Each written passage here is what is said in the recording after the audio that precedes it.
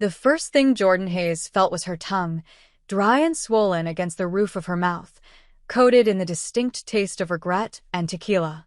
Then came the pounding headache, sharp and merciless, like tiny jackhammers drilling behind her eyes. She groaned, rolling over in what she assumed was her hotel bed, trying to bury herself deeper into the sheets. Except, these weren't her sheets. This wasn't her hotel. And the person beside her wasn't her pillow. Her eyes snapped open. A pale, bare shoulder. Long dark hair fanned across the other pillow.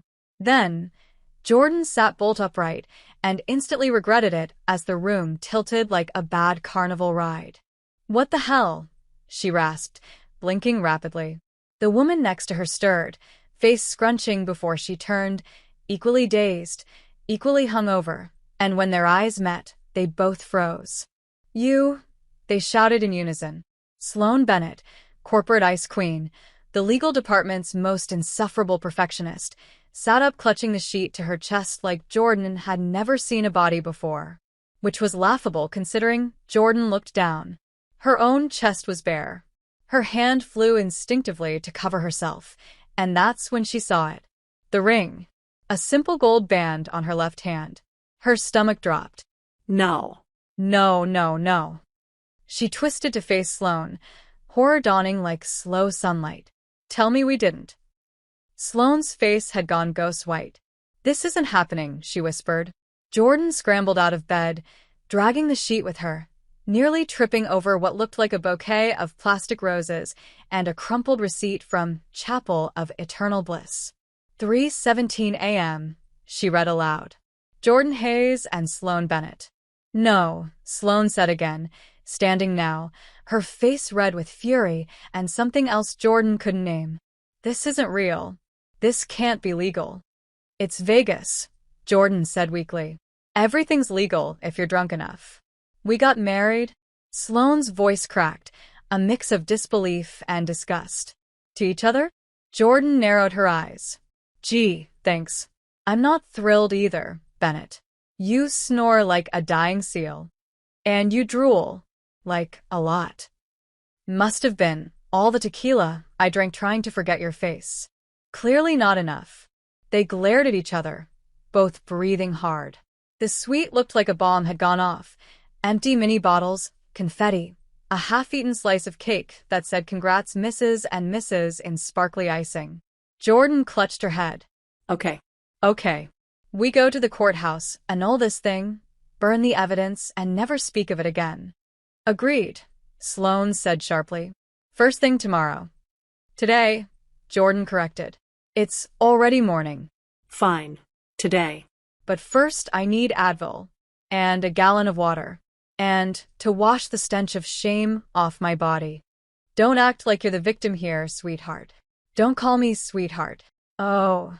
So Mrs. Hayes Bennett is off the table too?" "I swear to God." A loud knock interrupted them both. Jordan froze. Sloan peeked through the peephole, then turned, looking like she'd seen a ghost. "It's my grandmother." "Your what?" "My grandmother. Eloise Bennett." "You mean the Eloise Bennett?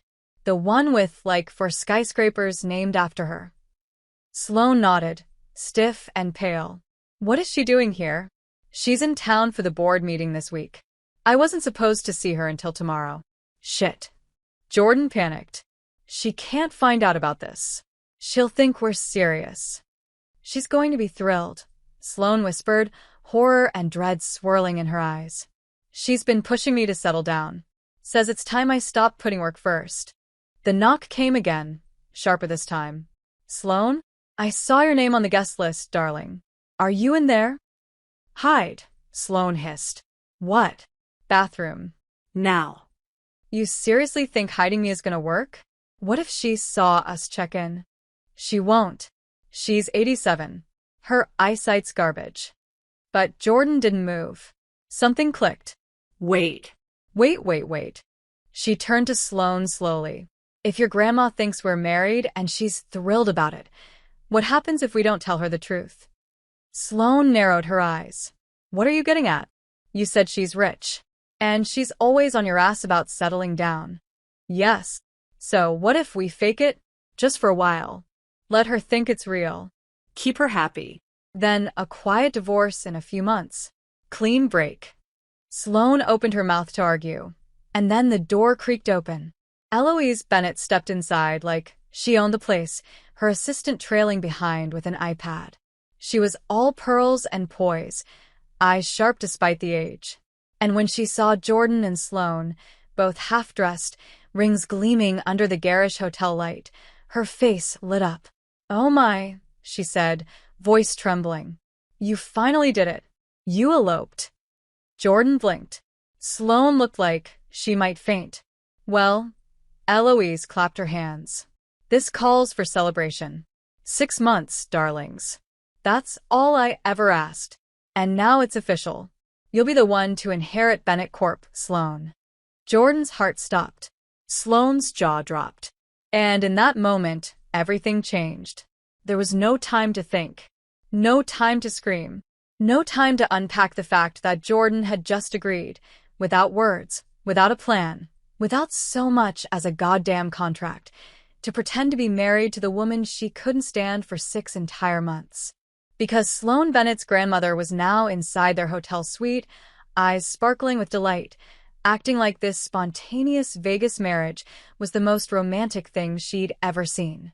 "I knew it," Eloise said, beaming as she sat delicately on the edge of the velvet couch, motioning to her assistant to take notes. "You two have always had that spark." Jordan blinked. Spark.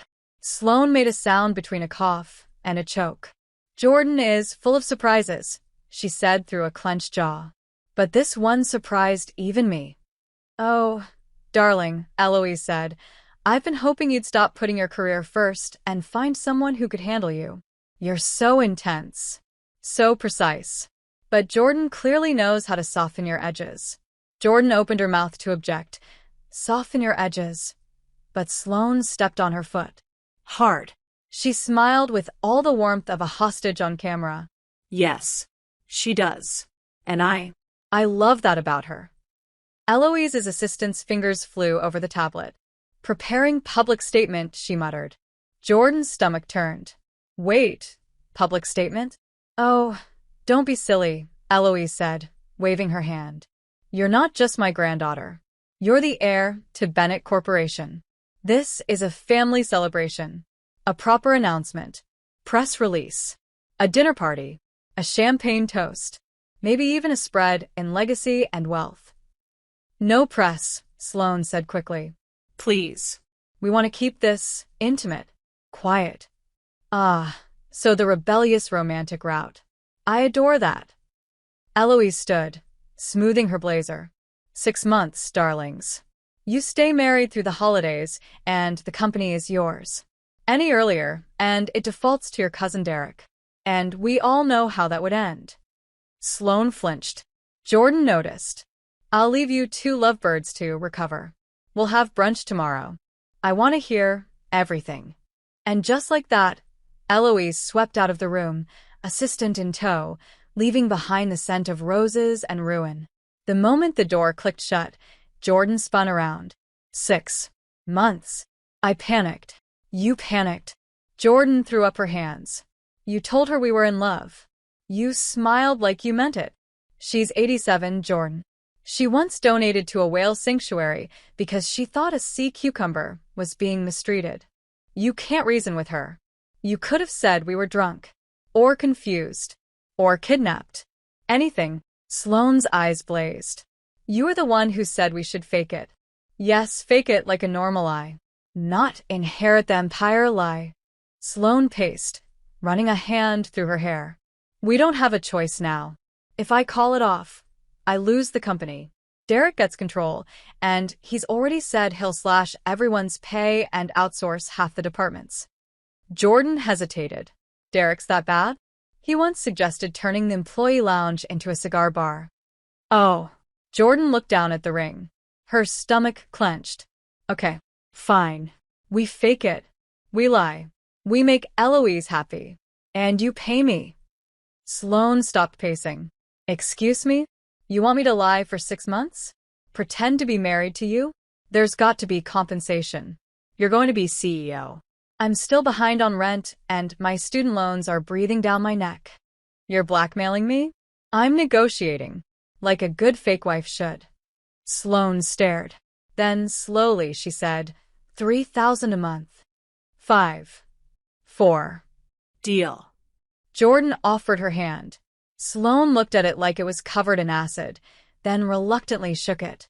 We're making ground rules, she said. Obviously. You don't touch me unless someone's watching. You don't insult me in front of Eloise.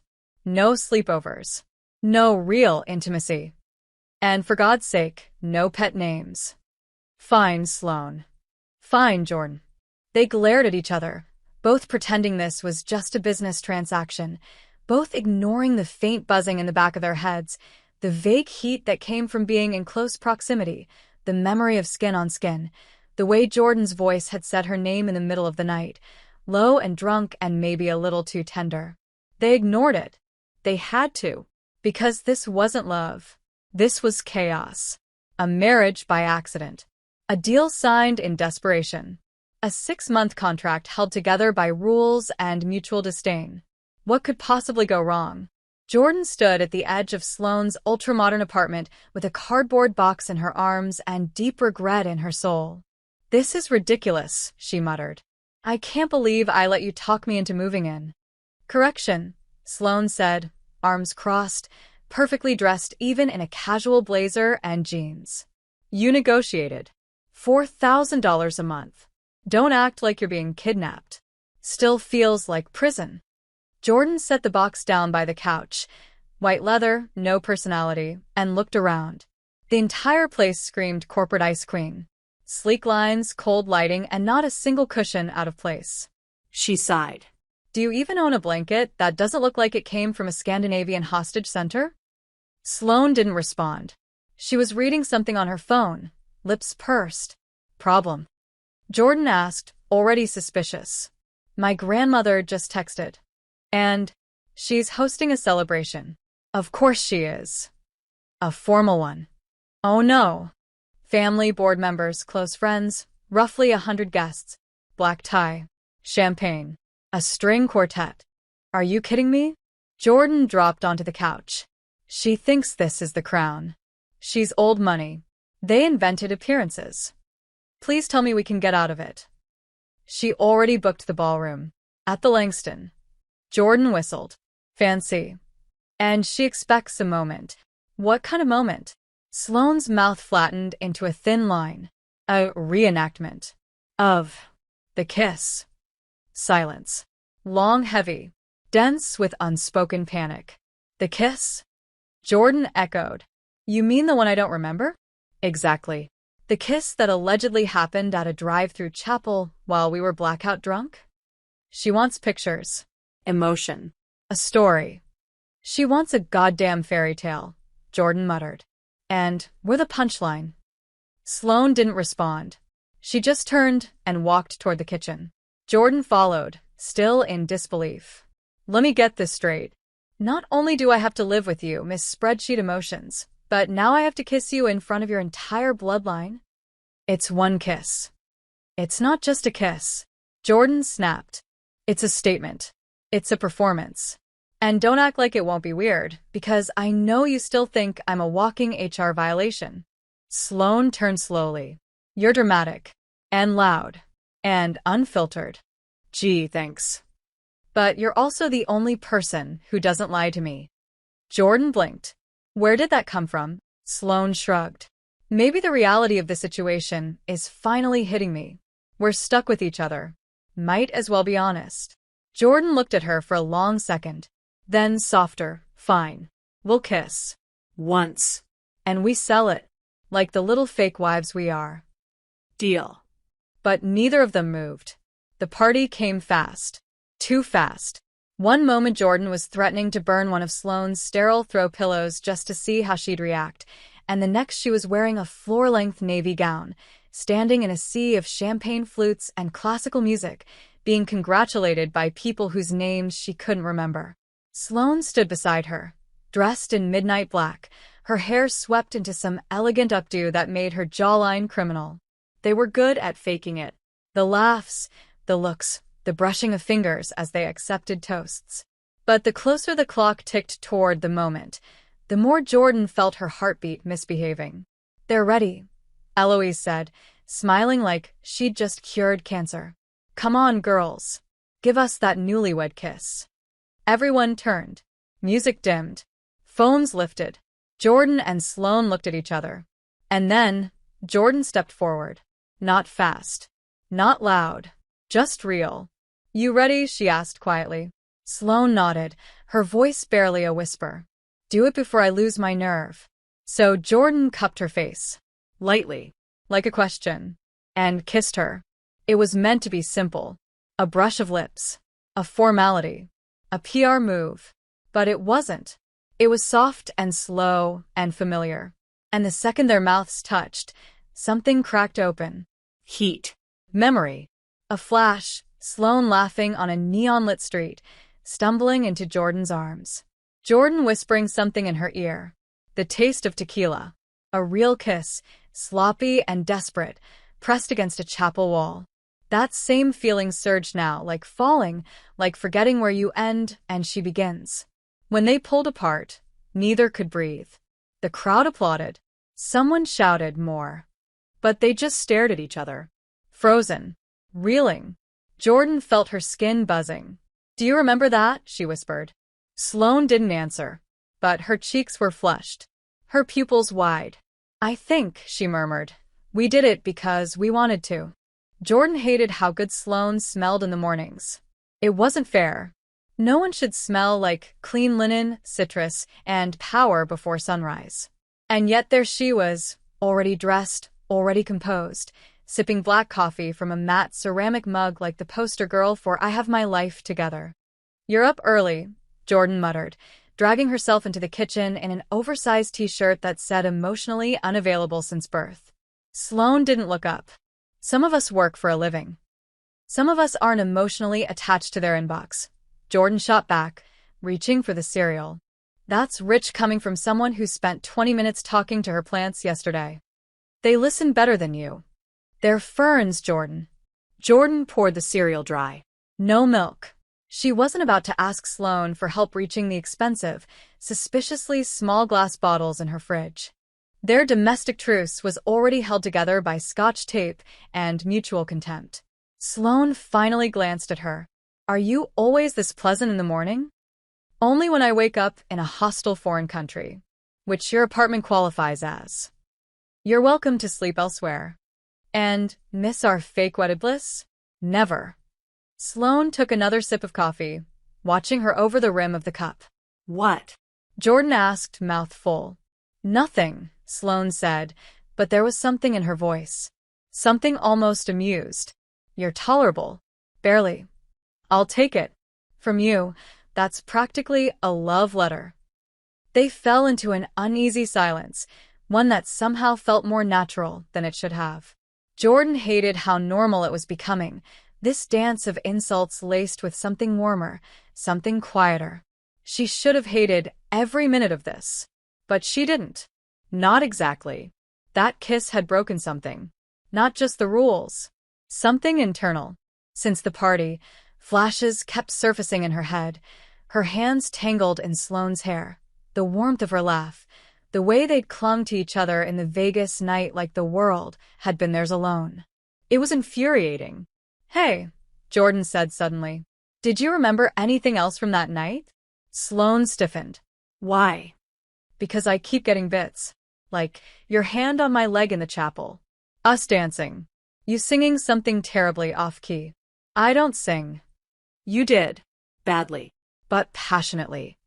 "You're imagining things." "Am I?" Jordan asked softly. "Because I remember your voice telling me I looked beautiful." Sloane looked away. "I was drunk." "Maybe," Jordan said. "But maybe not completely." She didn't push further. Not yet. But something was shifting between them, and they both knew it. The shift deepened that afternoon when Sloane came home to find Jordan asleep on the couch, laptop open, headphones on, editing something for a freelance gig. Her mouth was slightly parted. A pencil was tucked behind her ear. And Sloane, who'd spent her life dodging distractions, avoiding chaos, and keeping everything in line, froze at the sight. Her heart did something strange. Tight. Soft. Unfamiliar. She should have walked away. Should have made a snide comment. But she didn't. She stood there and stared until Jordan stirred, blinked up at her, and smiled. Sleepy. Unfiltered. Real. "You're home," Jordan murmured. "I didn't hear you come in." Sloane's voice was quieter than usual. "You were working. Trying.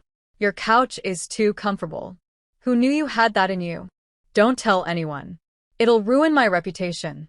Jordan sat up slowly, stretching, the hem of her shirt riding up slightly. Sloane looked away. "I made dinner," she said quickly. "If you want any." "You cooked." "Ordered. But I plated it myself, which is practically domestic." Jordan followed her into the kitchen, and they sat. An actual dinner, actual conversation. They didn't talk about the kiss, or the inheritance, or Eloise's ridiculous expectations. They talked about Jordan's failed attempt to learn French, and Sloane's disastrous middle school haircut, and the worst dates they'd ever been on. And for a moment, it didn't feel like a performance. It felt like something else. Something fragile. Something they didn't dare name. That night, in their separate bedrooms, neither of them slept well. Jordan stared at the ceiling, replaying the soft look on Sloane's face when she'd laughed at dinner. Sloane lay rigid, eyes wide, thinking about the way Jordan had said her name, Sloane. Not as a weapon, but like it mattered. Like it meant something. The rules were still in place. The lines still drawn. But the game was starting to change. And they both felt it. Jordan stood in the hallway outside her bedroom, barefoot and still damp from the shower, staring at the soft sliver of light beneath Sloane's door. Midnight had passed. The apartment was quiet. But her mind wasn't. She could still feel the weight of Sloane's gaze from dinner. Could still hear her laugh, not the clipped, condescending smirk she used at work, but the real one, unguarded and messy, like she hadn't laughed like that in years. Maybe she hadn't. Jordan leaned against the wall, pulse too loud in her ears. This wasn't part of the plan. They were supposed to live together like strangers playing house. But it wasn't that anymore. She'd caught Sloane looking at her during breakfast that morning, not irritated, not bored, but curious. Soft. And maybe a little scared. And Jordan couldn't stop thinking about it. Couldn't stop feeling like they were both tiptoeing towards something neither of them could name. She knocked once. Light. Hesitant. The door creaked open. Sloane stood there in silk pajama shorts and a tank top, reading glasses perched low on her nose, and a book in hand. She blinked. Did something happen? No, Jordan said. I just couldn't sleep.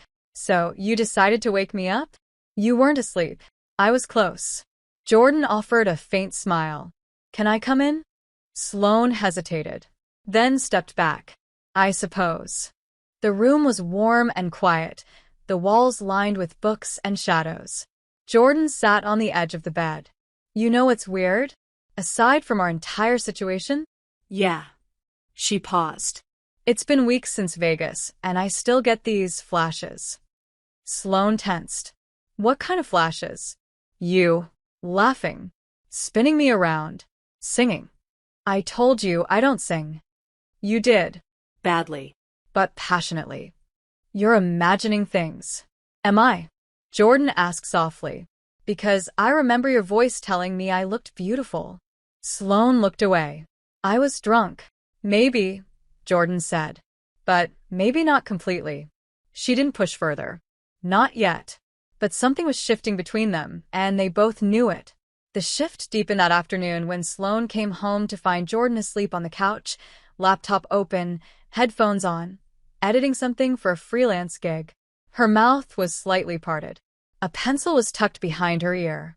And Sloane, who'd spent her life dodging distractions, avoiding chaos, and keeping everything in line, froze at the sight. Her heart did something strange. Tight. Soft. Unfamiliar. She should have walked away. Should have made a snide comment. But she didn't. She stood there and stared until Jordan stirred, blinked up at her and smiled. Sleepy. Unfiltered. Real. You're home, Jordan murmured. I didn't hear you come in. Sloane's voice was quieter than usual. You were working. Trying. Your couch is too comfortable. Who knew you had that in you? Don't tell anyone. It'll ruin my reputation. Jordan sat up slowly, stretching, the hem of her shirt riding up slightly. Sloane looked away. I made dinner, she said quickly. If you want any. You cooked. Ordered. But I plated it myself, which is practically domestic. Jordan followed her into the kitchen and they sat. An actual dinner, actual conversation. They didn't talk about the kiss. Or the inheritance. Or Eloise's ridiculous expectations. They talked about Jordan's failed attempt to learn French, and Sloane's disastrous middle school haircut, and the worst dates they'd ever been on. And for a moment, it didn't feel like a performance. It felt like something else. Something fragile. Something they didn't dare name. That night, in their separate bedrooms, neither of them slept well. Jordan stared at the ceiling, replaying the soft look on Sloane's face when she'd laughed at dinner. Sloane lay rigid, eyes wide, thinking about the way Jordan had said her name, Sloane. Not as a weapon, but like it mattered. Like it meant something. The rules were still in place. The lines still drawn. But the game was starting to change. And they both felt it. The next evening, while brushing her teeth, Jordan suddenly remembered something. Not a flash, this time a full scene. Clear. Undeniable. She was in the back of a cab, Sloane in her lap, both of them laughing, lipstick smeared, veil askew. Sloane's voice in her ear. I think I'm going to fall in love with you by morning. Jordan dropped the toothbrush. Her heart slammed against her ribs. It had been real. That moment. The way Sloane had looked at her. Eyes glassy but certain. Not a joke, not a dare. Real. She stormed out into the living room. Sloane was on the couch again, a throw blanket around her legs, the same mug in her hands. Jordan didn't hesitate. I remembered something. Sloane blinked. What? The cab ride. You were in my lap. You said you were going to fall in love with me by morning. Sloane didn't move. Her fingers tightened around the mug. I didn't. You did. You looked at me like it wasn't a mistake. Like you meant it. I was drunk. You keep saying that like it makes it not true. Maybe I wanted to. Why? Sloane didn't answer. Jordan sat beside her. You're scared. Scared this isn't fake anymore. It is fake. Is it? Jordan reached for her hand. Sloane didn't pull away. What happens if we stop pretending? Jordan squeezed gently. Maybe we find out why we said I do in the first place. And when she leaned in this time, Sloane met her halfway. The kiss was soft. Slow. No one watching. No script. Just the two of them, finally allowing themselves to feel what they'd been fighting since that first morning in Vegas. When they pulled apart, Jordan whispered, that wasn't for the inheritance. No, Sloane breathed. It really wasn't. Sloane avoided Jordan the next morning. She wasn't cold, not exactly, just focused. Professional. Her posture was too straight. Her words too clipped. She drank her coffee in silence, eyes glued to her tablet, ignoring the fact that Jordan was very much sitting 2 feet away, wearing the same oversized t-shirt she'd worn the night before, hair messy, lips swollen from the kiss they definitely weren't going to talk about. Jordan watched her carefully. There was no tension in Sloane's shoulders. No flush in her cheeks. Nothing at all to suggest that anything had changed, except that everything had. So, Jordan said, deliberately casual, about last night. It was a moment. Sloane cut in without looking up. We were emotional. Caught up. Right. Sure. Just caught up. Exactly. And that's all it was? Sloane's fingers paused over the screen. Barely. Of course. Jordan forced a smile. Cool. Good talk. She grabbed an apple from the counter and walked off like her chest wasn't burning. Because she knew that kiss hadn't been just a moment. It had been soft, slow, and terrifyingly real. But if Sloane needed to pretend otherwise, Jordan wasn't going to chase her. Not yet. The day passed in awkward proximity. Sloane worked from home, typing furiously in the kitchen while Jordan edited video on the couch, the apartment thick with unsaid things. Every so often, their eyes met. Every time, one of them looked away first. By evening, the silence was unbearable. Then the intercom buzzed. Sloane frowned, checked the panel, and swore under her breath. "It's Derek." Jordan raised an eyebrow. The misogynist heir of doom? The very one. Why is he here? To sniff around. He's been trying to catch me in a lie for years. Well, he's in for a disappointment. He's in for something, Sloane muttered, then composed herself, smoothing her blouse and pinning her hair. Just follow my lead. Do I ever not? Sloane shot her a look. A moment later, the door opened and in walked Derek Bennett, tall, smug, dressed like he owned the stock market and the ego to match. He greeted Sloane with a kiss on the cheek that made her visibly recoil, then turned to Jordan with faux charm. "So you're the wife." Jordan smiled sweetly. "And you're the reason I drink." Derek laughed. "I like her." "You wouldn't if she liked you back," Sloane muttered. Derek settled into an armchair, uninvited. "I was just in the area. Thought I'd drop by. Grandma said you're doing great. Married, in love, finally grounded." His tone was pure poison. Sloane didn't flinch. "Everything she said is true. You know, it's funny. You always said love was a distraction. But here you are playing house." Jordan sat beside Sloane and laced their fingers without thinking. Sloane tensed, but only for a second. Then she squeezed back. "It's different when it's real," Sloane said. Derek's eyes narrowed. "Sure it is." He stood, circling the room like a shark. "Mind if I ask a few questions? Just for fun." "We're not in court," Sloane said sharply. "No, but you're a lawyer. You know how important details are. Like how you met, where you had your first date. Jordan, was it love at first sight, or did she have to win you over?" Jordan smiled, but it didn't reach her eyes. "Oh, it was war at first sight, which for us is kind of the same thing." "Really?" "She hated me," Jordan continued, voice light. "Still kind of does. But she was the only one in the office brave enough to argue with me out loud. I liked that. And then one day, I realized I liked her too much. And she kissed me in the copy room." Sloane's breath caught. Jordan didn't blink. "That's when I knew."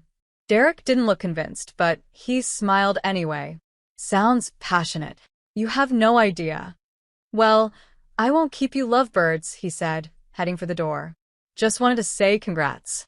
But, you know, Sloane, if this whole marriage thing doesn't work out, the board might start wondering if your personal decisions reflect your professional ones." The threat hung in the air even after he left. Sloane exhaled slowly, rubbing her temples. He's going to push. He wants to find a crack. Then we don't give him one. He'll ask around. He'll dig. He'll try to catch us in separate rooms or fighting in public. Then we fake the best goddamn marriage this family's ever seen. Sloane glanced at her. "That story you told, about the copy room, was any of it true?" Jordan leaned in. No. "But I wanted it to be." Sloane said nothing, but her eyes didn't leave Jordan's for a long, long time. That night, Sloane knocked on Jordan's door. She didn't wait to be invited in. She just stood there, arms crossed, barefoot, and quiet. "I can't sleep." Jordan blinked. "You want to talk?" No. "I want to not be alone." Jordan nodded once and pulled back the blanket. Sloane slid in beside her without a word. They didn't touch, didn't speak, just lay in the dark, two women tangled in lies, silence, and something dangerously close to honesty. But long after the lights were out, Sloane's fingers found Jordan's under the covers. And when they laced together, neither of them let go. The room was dark, but the tension was loud. Jordan lay still beside Sloane, the weight of their joined hands under the blanket anchoring her more than she wanted to admit. Neither of them had spoken since Sloane slipped into bed hours ago. They hadn't moved. And yet, every inch of Jordan's skin buzzed with awareness. The scent of Sloane's perfume clung faintly to the pillow. Warmth radiated between them like a low flame. She should sleep. Pretend it was just comfort, just support. But it wasn't. Not anymore. Sloane had come to her room because she didn't want to be alone. But Jordan knew, deep down, that was only half the truth. And maybe that same truth was the reason neither of them had drifted off. When she turned slightly, their knees brushed. Sloane inhaled sharply. Jordan whispered, "Are you awake?" "Obviously," Sloane said, voice low and rough. "Can't sleep? Can't stop thinking. About Derek? About everything." A pause. Then, softer, "About you." Jordan's breath caught. "I thought you didn't want to talk." "I changed my mind." Jordan turned to face her fully. Moonlight crept through the curtains, sketching the outline of Sloane's face. Her eyes were open, staring up at the ceiling. "What are we doing?" Jordan asked. "Pretending," Sloane replied. "Lying. It doesn't feel like a lie anymore. That's the problem." Another long silence. Jordan reached up, brushing a strand of hair from Sloane's cheek.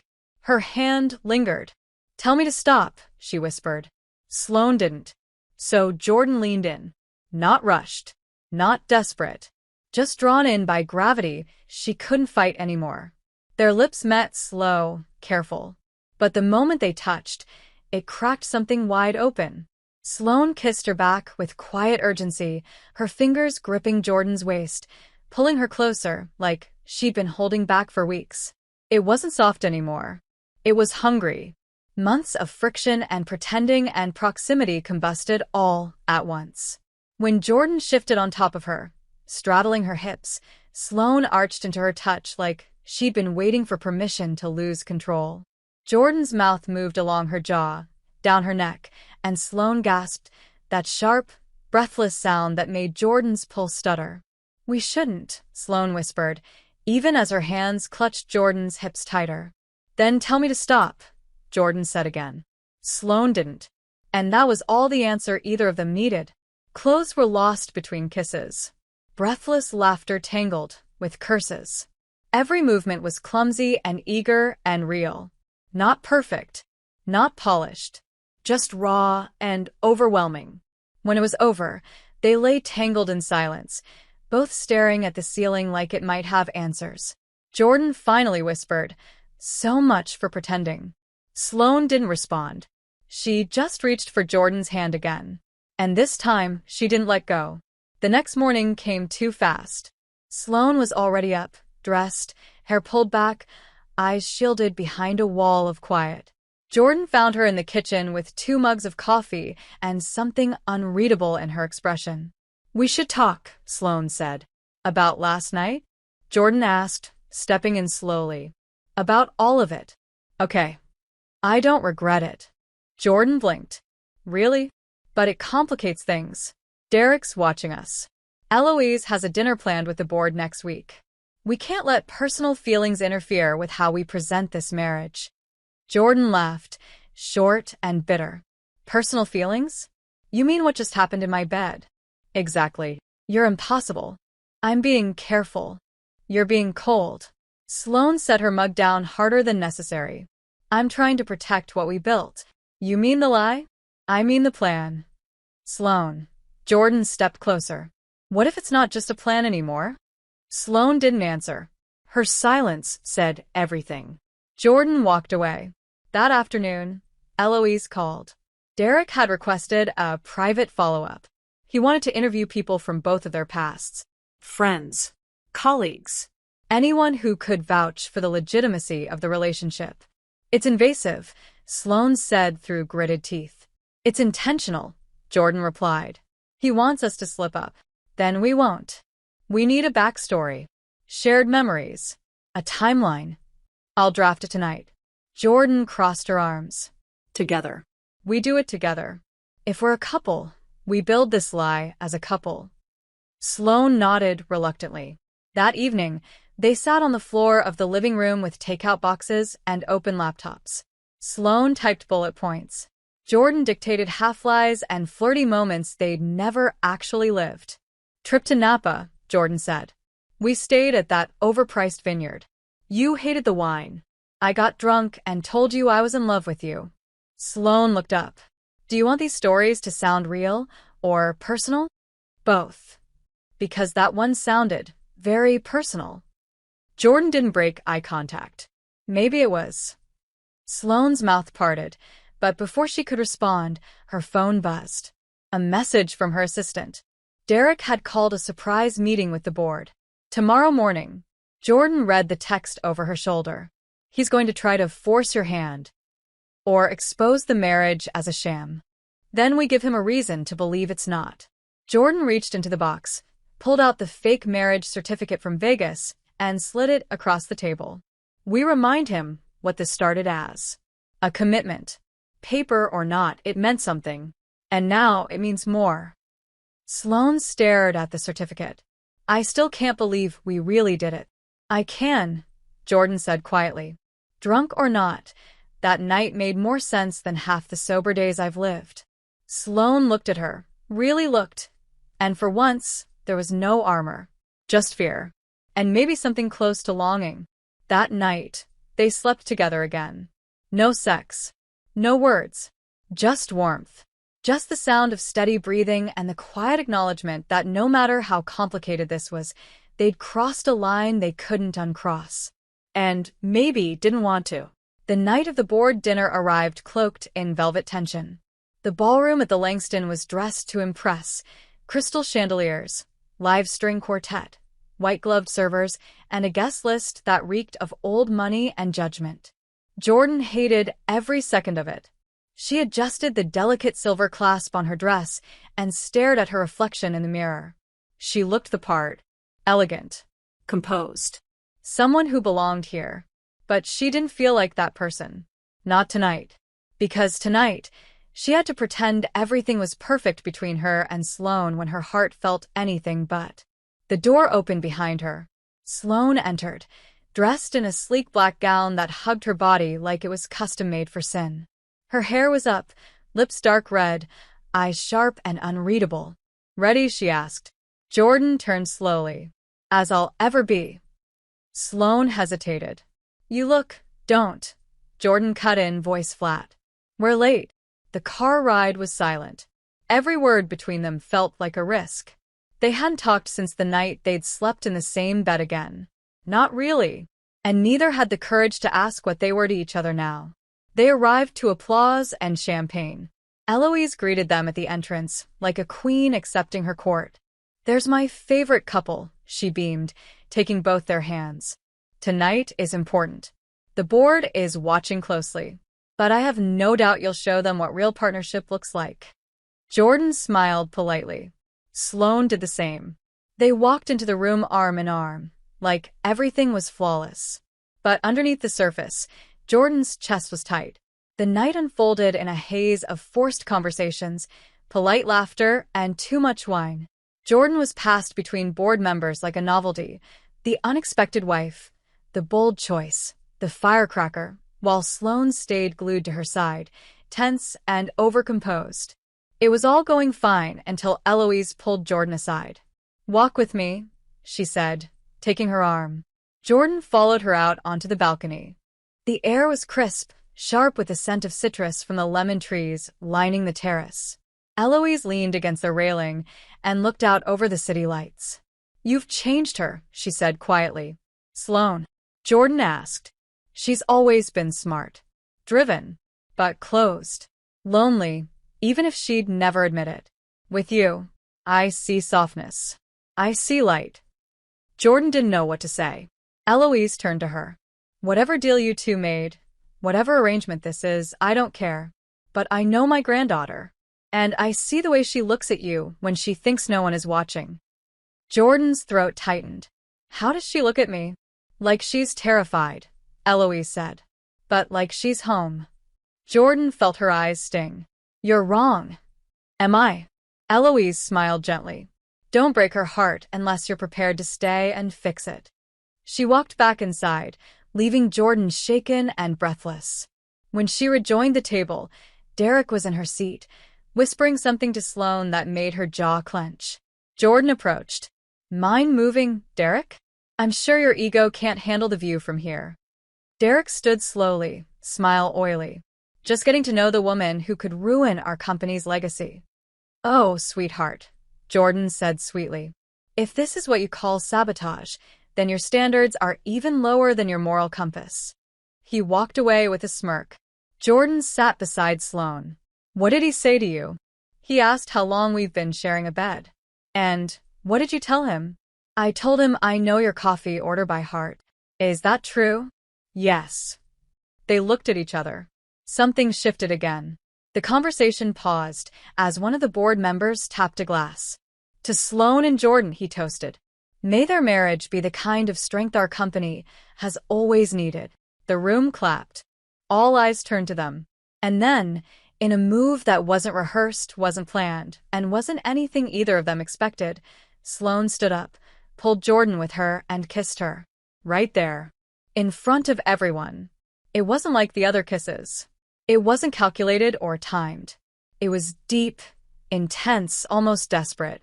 Jordan froze for half a second, then melted into it. Sloane's hand curled around her neck. Their mouths moved in sync. The world fell away. When they pulled back, the room erupted in applause. Jordan's pulse thundered in her ears. She sat down slowly, dazed.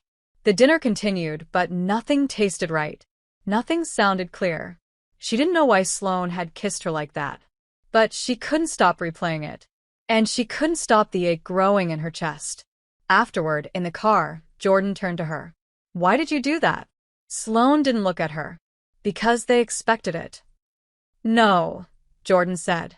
Because you wanted to. Sloane looked out the window. Maybe. You can't keep doing this. Pulling me in and shutting me out. I'm trying to protect both of us. From what?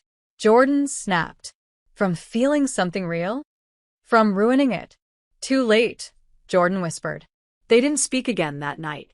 But they didn't sleep apart either. And when they lay down in the dark, Jordan didn't reach for Sloane's hand. This time, it was Sloane who found hers first. They didn't talk about the kiss. Not the next morning. Not over breakfast. Not as they cleaned the kitchen in silence, pretending the applause from the boardroom hadn't echoed in their ears all night. Sloane made coffee with mechanical precision.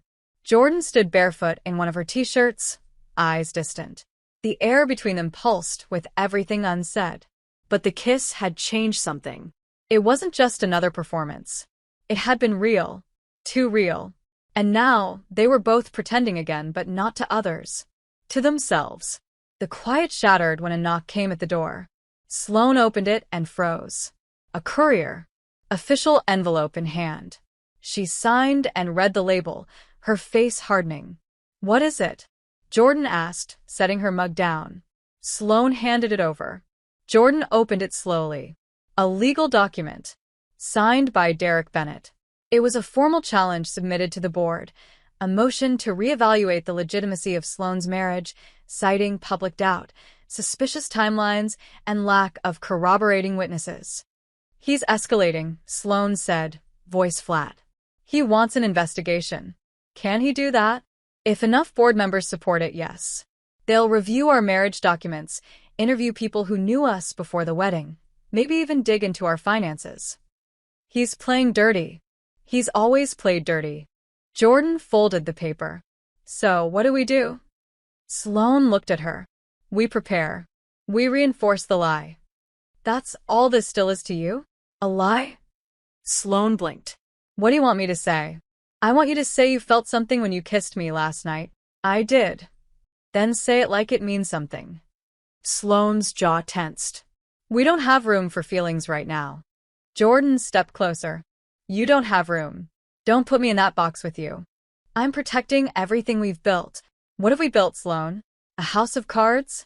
Because it's starting to fall, and I'm the only one trying to hold it together. This isn't the time. It's the only time I'm giving you. Jordan's voice trembled. I need to know what this is. Because I'm falling. And I'm not sure how much longer I can pretend I'm not. Sloane swallowed. Jordan. Do you remember the night we got married? Jordan cut in. Really remember it? Sloane hesitated.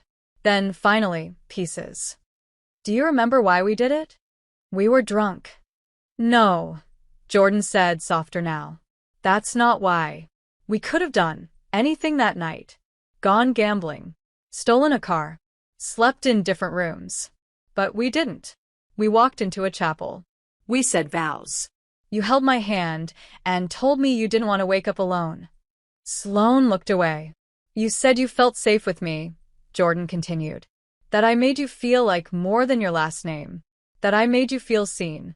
And maybe it was the alcohol or the moment or something else entirely. But I believed you. And part of me still does. Sloane was silent. Her hands trembled slightly. Jordan stepped back. If you want to keep pretending, fine. But don't drag me down with you.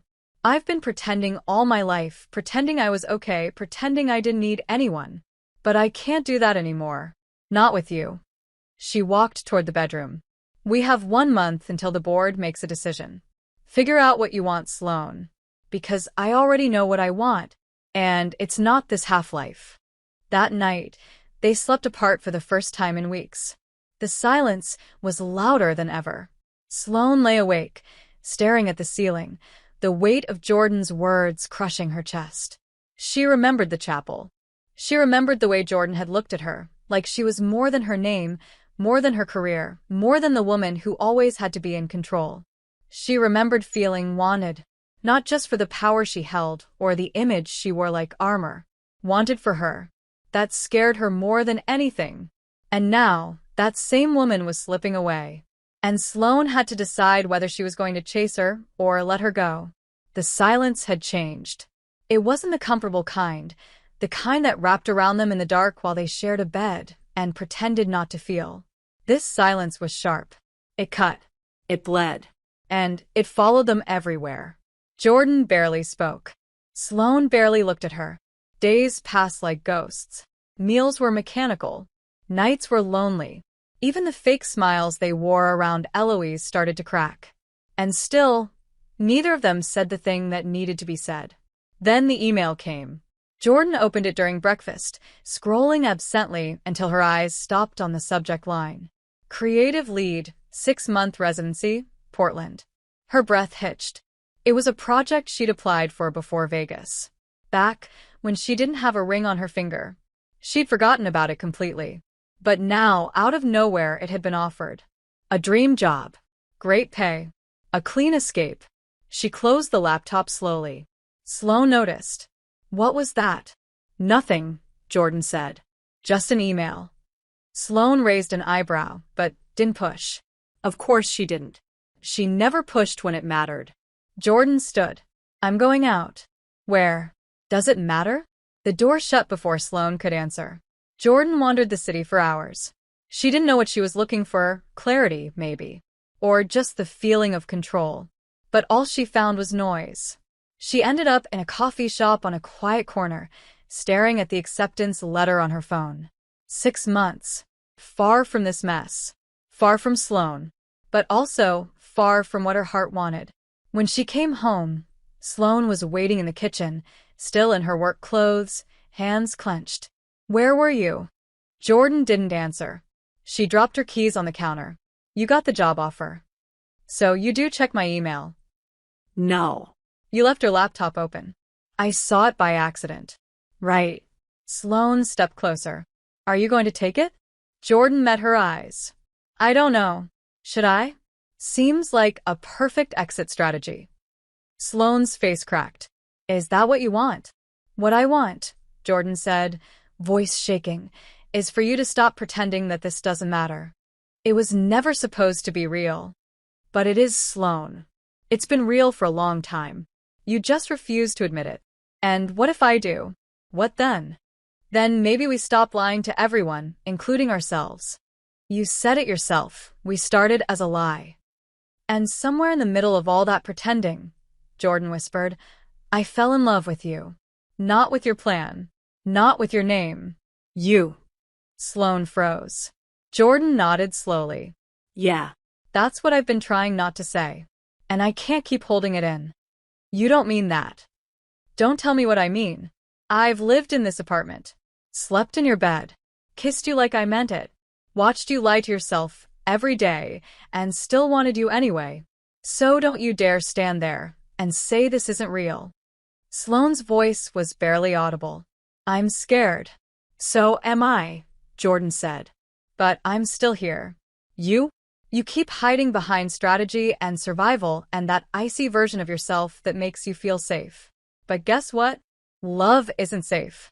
It's messy and terrifying and, God, sometimes it hurts. But it's worth it. You're worth it. And I think, deep down, you know that. Sloane's eyes filled. I don't know how to do this. Start by choosing me. Start by saying it out loud. Sloane stepped forward, slowly, like every inch hurt. I didn't mean to love you, she whispered. But I do. I love you. I'm just bad at it. Jordan didn't move. Then get better. Because if you don't stop pushing me away, I'm going to take that job and walk out of this marriage for real. And I won't come back. Sloane's face crumbled. She stepped closer, took Jordan's face in her hands, and kissed her like it was the first time all over again. This kiss wasn't a performance. It was an apology, a promise, a confession. Stay, Sloane begged. Let me try. Jordan stared at her. No more pretending? No more pretending, Sloane swore. No more running. Jordan closed her eyes, and for the first time in days, let herself breathe again. They didn't sleep that night. Not because they were afraid or angry or avoiding each other like before, but because something had shifted, quietly, irrevocably. They lay tangled in bed, their limbs wound together, hearts still racing from words they'd kept buried too long. Sloane held Jordan like she might disappear, and Jordan held her back like she believed it. Morning came slow and golden, slipping through the blinds and painting their skin in warmth. For the first time, Sloane didn't rush out of bed. She didn't check her phone or reach for her laptop. She simply stayed, watching Jordan sleep, watching her breathe. And when Jordan opened her eyes, Sloane whispered, I don't know how to be what you deserve, but I want to learn. Jordan cupped her face and kissed her. Soft. Grounded. Then stay. They started over. Not in some dramatic, world-shifting way, but in the small things. Sloane began making coffee for both of them instead of just herself. Jordan started leaving post-it notes with sarcastic compliments on Sloane's planner. They cooked together. Ate dinner on the couch instead of at opposite ends of the table. Kissed without needing a reason. Touched like it was a habit. But the deadline loomed. 1 month. Then 3 weeks. Then 10 days. Derek wasn't quiet. He pushed harder, emails, rumors, subtle threats to board members. He even hired a private investigator. Sloane took it with clenched fists and tight smiles, but Jordan saw it wearing her down. And then came the final blow, a summons from the board for a closed hearing. A vote to determine the legitimacy of the marriage. This is it, Sloane said quietly, sitting on the edge of the bed with the letter in her hand. Jordan took it from her. Read it. They can't take everything from you. They can if they believe Derek. Then we show them the truth. They'll question everything. Our timeline, our story, our intentions. They'll look for any reason to believe this was fake from the start. It was fake from the start. Sloane looked at her. But it's not now. Then let's prove it. The night before the hearing, they went over everything. Rewrote their story with honesty. No more made-up trips or false anniversaries. Just the truth. 2 women who hated each other at work, got drunk in Vegas, woke up married, and somewhere along the way, accidentally fell in love. It's a terrible story, Sloane said. Jordan smiled. It's our story. They walked into the hearing hand in hand. The boardroom was cold and austere, filled with judgmental stares and silent expectations. Derek sat at the end of the long table like a vulture, wearing a smug grin. Eloise was there too, stoic, regal, unreadable. The chairwoman began. Sloane. Jordan, you've been called today not to defend your love, but to clarify the legal foundation of your marriage. There are concerns that this union was a calculated strategy to obtain corporate control. Jordan didn't flinch. It was. Murmurs echoed. Sloane looked at her, startled. Jordan continued. At first, it started as a mistake. A drunken night. A contract. But somewhere between fighting over coffee mugs and pretending to be in love, we weren't pretending anymore. One of the board members narrowed his eyes. And you expect us to believe that? Sloane stood. No. I don't expect you to believe anything we say. But maybe you'll believe what we've done. We live together. We sleep in the same bed. We argue about groceries. We hold hands when no one's watching. We built something out of nothing. She looked at Jordan. And I've never fought so hard to keep anything in my life. Is it perfect? Jordan asked the room. No. But love rarely is. Another voice. Then why keep the marriage secret from your friends and family for so long? Because it wasn't real to us yet, Sloane said. Because we didn't want to admit we'd fallen into something neither of us planned. But now? I'd marry her again tomorrow. Sober. The chairwoman nodded. We'll deliberate. Please wait outside. They stepped into the hallway. Silence. Tension thick like smoke. Jordan paced. Sloane sat frozen. I shouldn't have said all that, Sloane muttered. It was reckless. No, Jordan said, stepping close. It was true. What if they vote against us? Then we walk out of here with nothing but each other. And that's still more than I ever thought I'd have. The doors opened. A board member motioned them back in. Sloane reached for Jordan's hand. Their fingers locked. Inside, the chairwoman stood. The board has reached a decision. Derek leaned forward, hungry. While there is clear evidence that the marriage began under unusual circumstances, the relationship in its current form shows indicators of genuine emotional entanglement, shared domesticity, and mutual growth. Jordan held her breath. Therefore, the woman continued, the board will recognize the marriage as legitimate. Sloane Bennett retains control of Bennett Corporation. Derek stood abruptly. You're making a mistake. Eloise stood too. No. You did. When you underestimated what love can become when you stop trying to control it. Sloane turned to Jordan. We won. But Jordan didn't look relieved. She looked uncertain.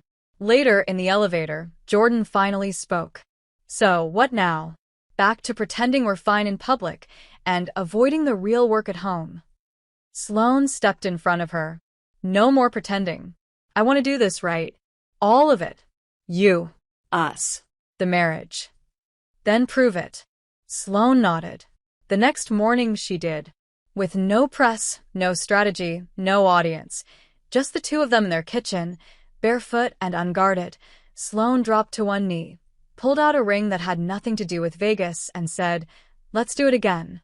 For real this time. Jordan's breath hitched. Are you proposing? I am. Sober. Terrified. And completely in love with you. Jordan laughed through tears. Then yes. Obviously.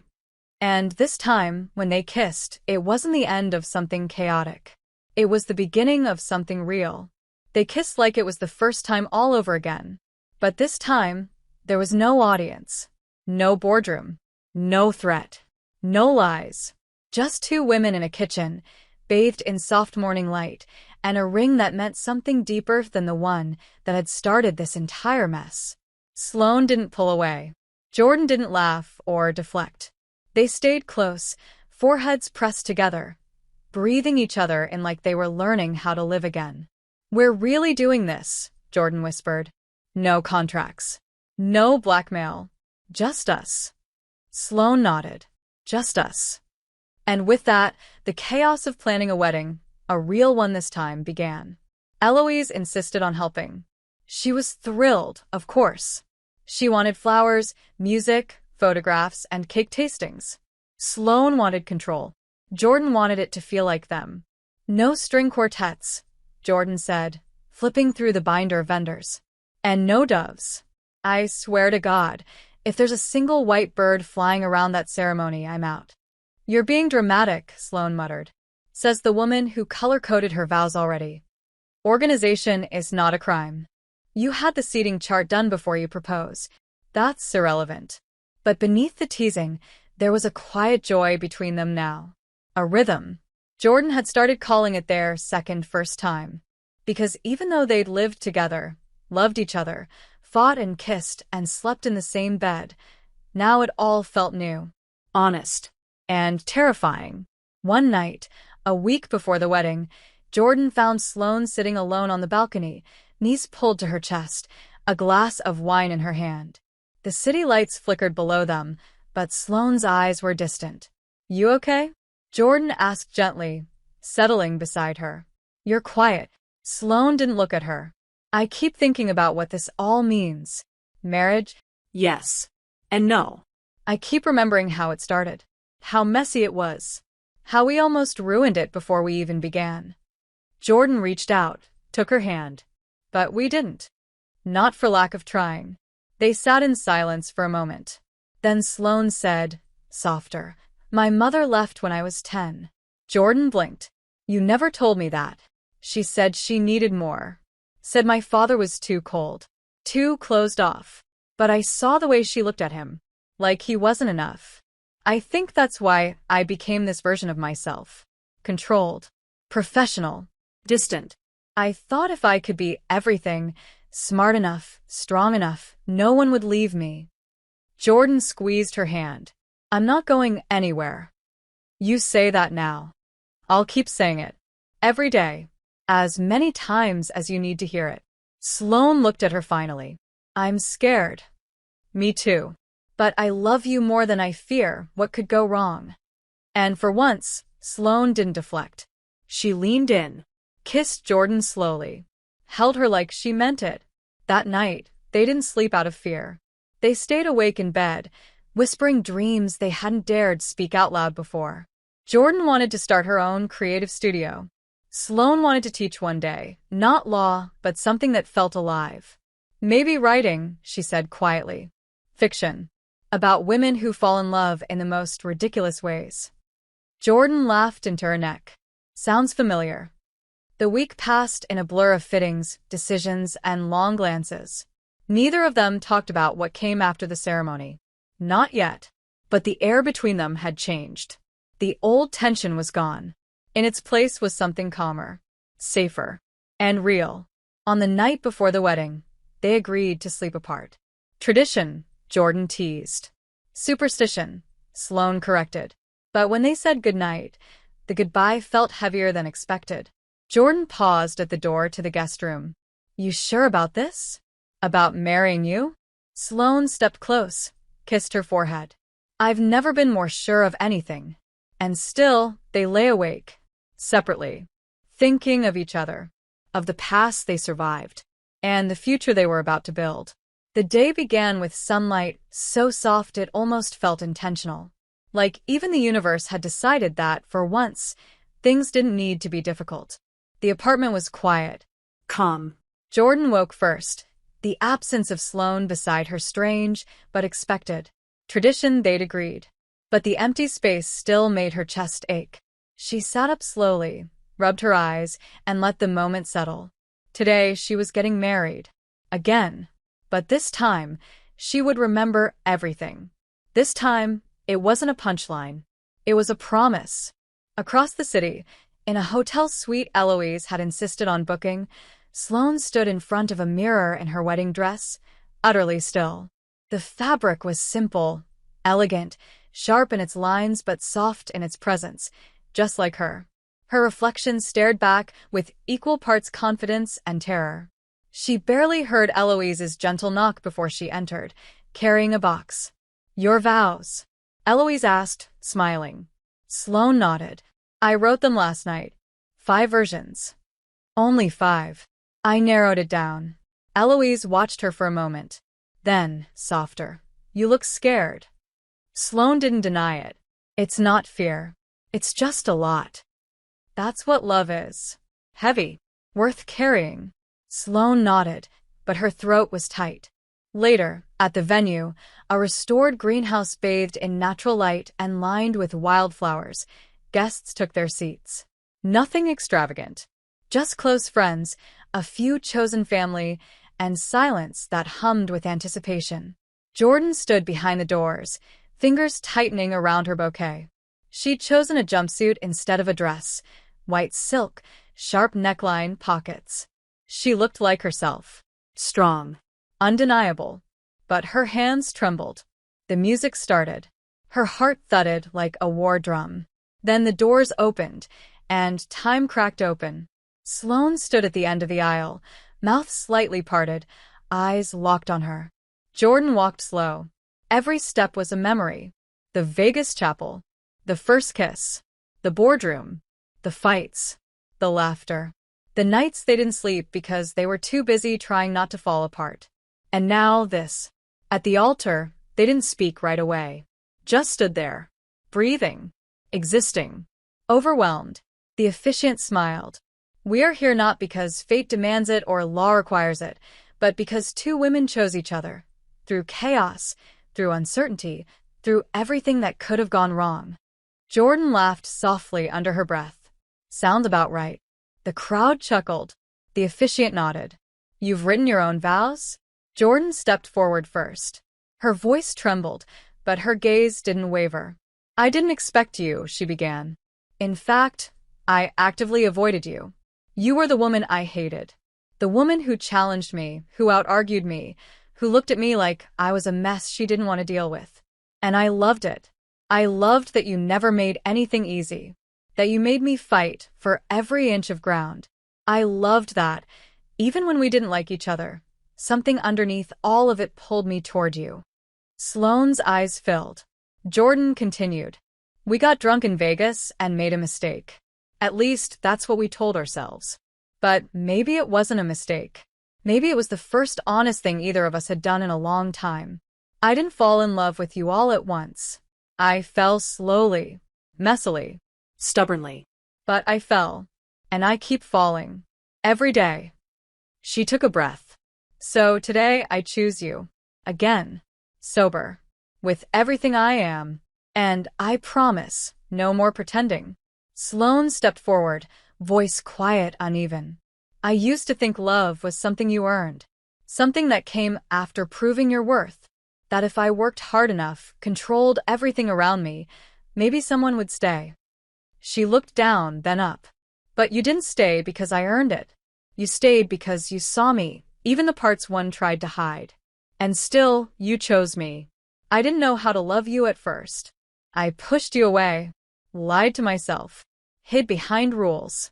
But every time I looked at you, something in me cracked. You are everything I didn't know I needed. Loud. Beautiful. Unapologetic. And mine. Jordan blinked quickly, trying to hold it together. Sloane continued. So, I promise no more fear. No more walls. Just you and me. For real this time. The officiant smiled. Then by the power not of law, but of your own decision, I now pronounce you wife and wife. Again, but better. The crowd laughed, then cheered. But none of it mattered, because Sloane was already kissing her.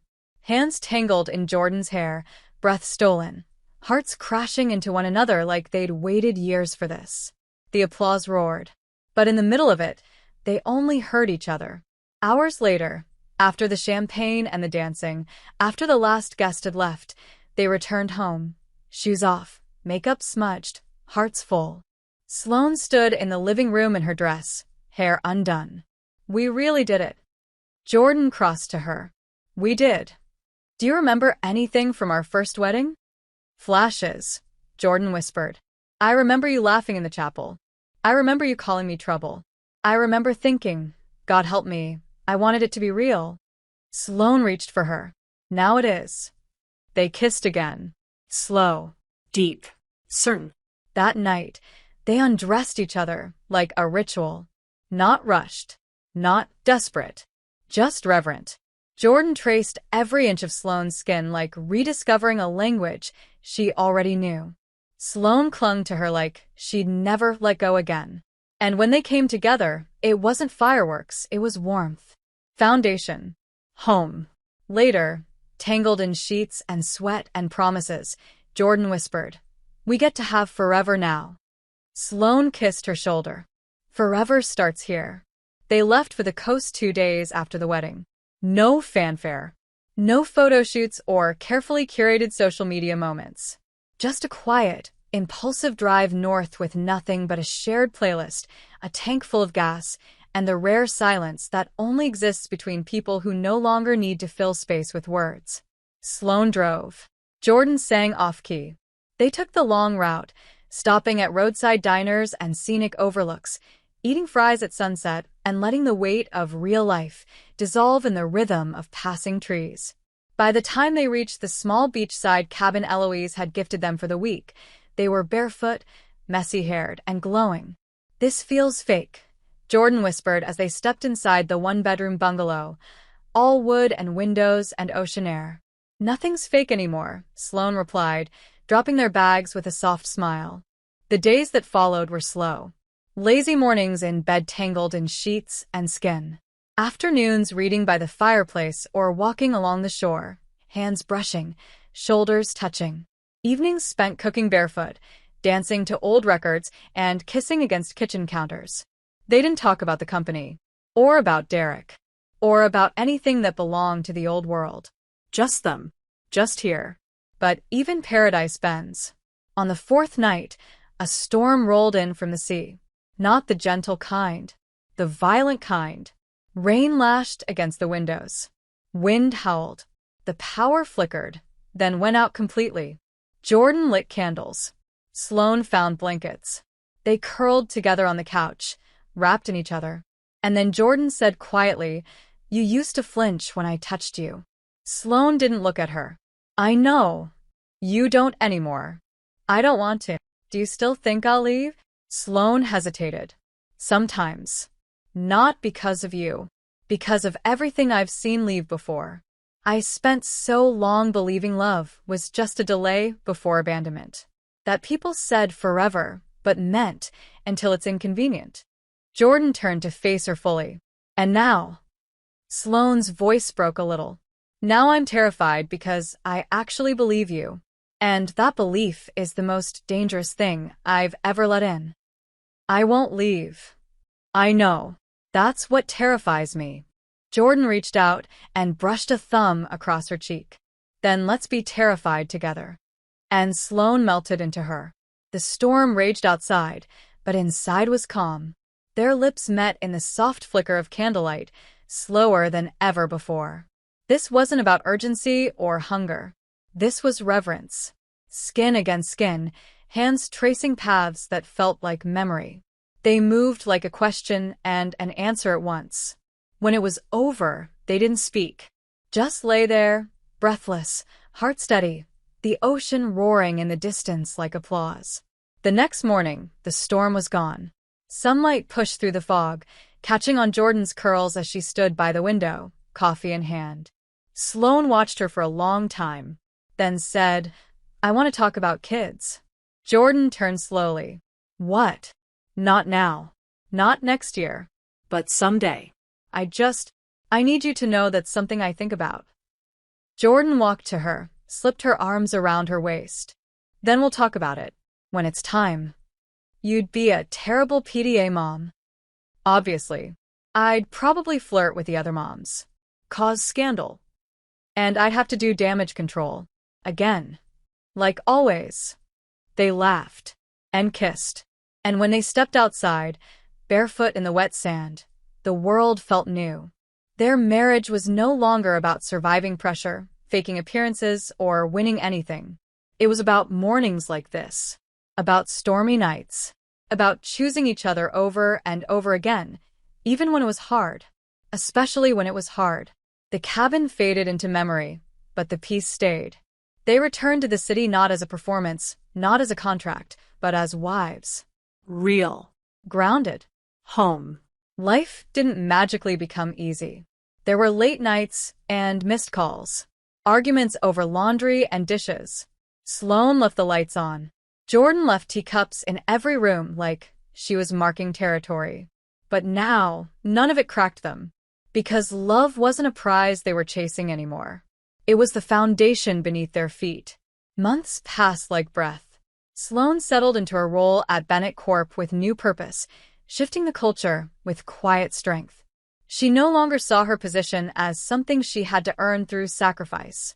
She saw it as something she could share. With Jordan. Jordan, who launched her own creative studio from the guest room and turned it into a space of light and chaos and beauty. Jordan, who left notes on the fridge when Sloane worked late. Remember to eat. I love you more than caffeine. You look hot when you're stressed, but please sleep. They made time for date nights, for walks without destination, for kisses in grocery aisles and dancing barefoot in the kitchen. They talked about everything: fears, hopes, timelines. The topic of kids came up more than once. Sometimes it scared them. Sometimes it thrilled them. They didn't rush. But the door was open. One Sunday morning, nearly a year after the second wedding, Jordan stood in the hallway outside their bedroom holding a photo album. She had found it in a box Sloane had tucked away. It was full of snapshots from their fake marriage era. Photos they'd staged for Eloise. Forced smiles. Ridiculous posed kisses. Jordan flipped through the pages slowly, then turned the corner into the bedroom, where Sloane was still half asleep, tangled in sheets and sunlight. Remember this? Jordan asked, holding up a photo of them in front of the courthouse, laughing mid-argument. Sloane squinted. God, yes. You made us retake it 3 times because my hair was too aggressive. It was practically sentient. I was stressed. You were in love with me. I was in denial. You were halfway to obsessed. Sloane reached up and pulled Jordan into bed. Still am. Jordan curled into her. It's wild, you know, how it started. I think about that night a lot. Do you remember the very first thing you said to me? Sloane groaned. Please don't say it. Jordan grinned.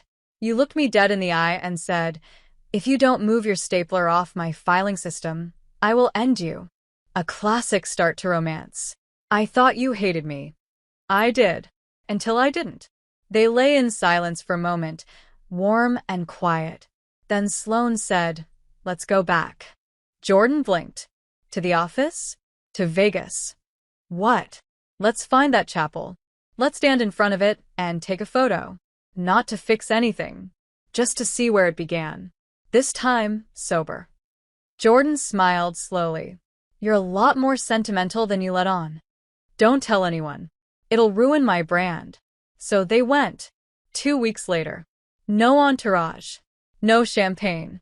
Just a rental car, a playlist, and hands held over the center console.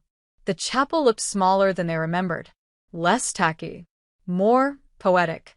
The neon signs still flickered. The doors were still painted pink. And inside, a new couple stood at the altar, laughing, unsteady, drunk on either love or tequila or both. Jordan and Sloane watched through the window for a moment. Then Jordan pulled out her phone. Let's take one here. They stood in front of the sign, smiling. Not forced. Not posed. Just real. And when Jordan looked at Sloane, she whispered, you know what's wild? What? I'd marry you again. Yeah. Right now. Right here. Sloane took her hand. Then say it. I do. Sloane leaned in. I do, too. The kiss was soft. Familiar. Home. And when they pulled back, the sun caught their rings. 2 bands that once meant survival, now glowing with something else entirely. Love. Chosen. Endlessly.